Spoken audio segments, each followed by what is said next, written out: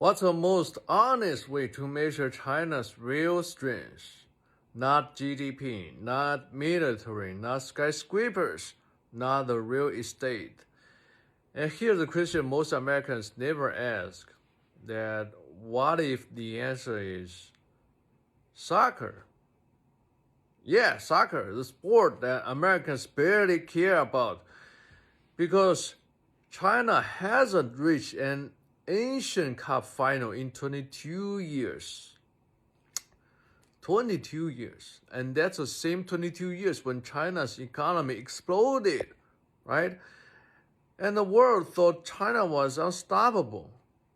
And so how does that make sense?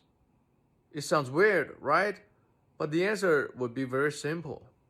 Soccer is one of the only systems in China that can't fake results.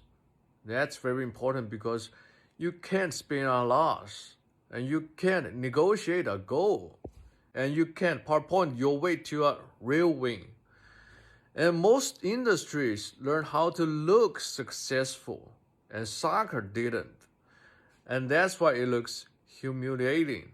Not because it's uniquely bad, but because it's brutally honest.